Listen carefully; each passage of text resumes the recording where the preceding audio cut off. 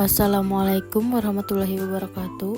Halo semuanya, pada video kali ini kami akan membahas tentang pelanggaran kesehatan dan keselamatan kerja atau K3 dengan studi kasus ledakan tungku smelter pengolahan nikel di PT Indonesia Singsan Stainless Steel atau ITSS.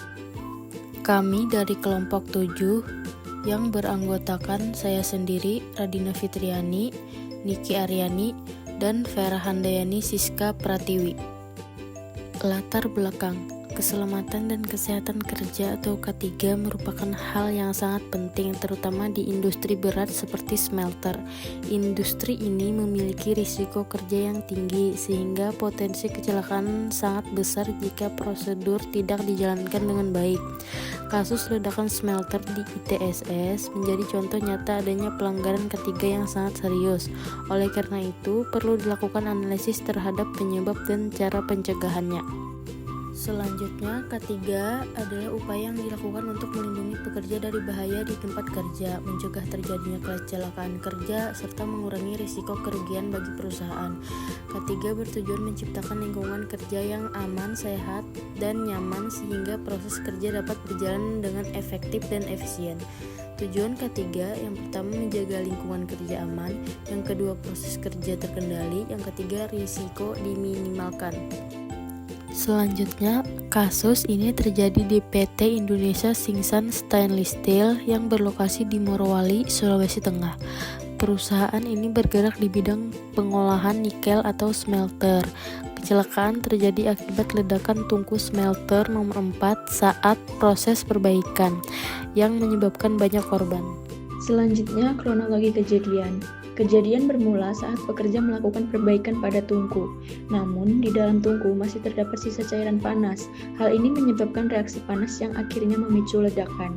Ledakan tersebut juga membuat tabung oksigen ikut meledak, sehingga terjadi kebakaran yang besar.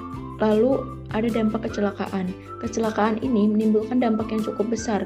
Puluhan pekerja mengalami luka-luka, bahkan ada korban yang meninggal. Selain itu, fasilitas perusahaan mengalami kerusakan.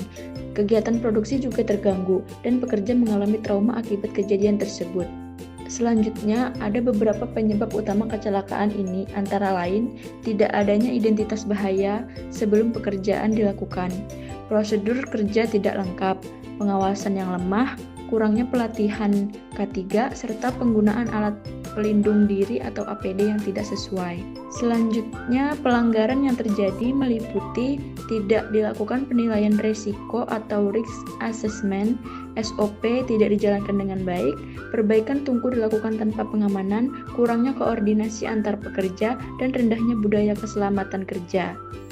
Selanjutnya, analisis kesalahan. Dari kasus ini dapat dianalisis bahwa kecelakaan terjadi karena beberapa faktor yaitu human error atau kesalahan manusia, manajemen yang kurang baik, pengawasan yang tidak ketat, kurangnya pelatihan, serta tidak patuh terhadap SOP. Pencegahan kecelakaan. Untuk mencegah kejadian serupa perlu dilakukan beberapa langkah, yaitu mengadakan pelatihan K3 secara rutin, memastikan SOP selalu dipatuhi, meningkatkan pengawasan, melakukan pemeriksaan alat sebelum bekerja, dan wajib menggunakan APD dengan benar. Rekomendasi. Adapun rekomendasi yang dapat diberikan adalah melakukan kebaikan sistem manajemen K3, mengadakan audit keselamatan secara berkala, meningkatkan pengawasan, membantu budaya keselamatan kerja, serta memberikan sanksi bagi pelanggaran K3. Untuk kesimpulannya, ledakan smelter terjadi akibat pelanggaran K3. Sistem keselamatan tidak berjalan dengan baik, serta kurangnya pengawasan dan pelatihan. Hal ini menunjukkan bahwa K3 sangat penting, terutama di industri berat. Pencegahan jauh lebih penting dibandingkan perbaikan setelah terjadi kecelakaan. Penutup, sekian penjelasan dari kami. Terima kasih atas perhatiannya. Wassalamualaikum warahmatullahi wabarakatuh.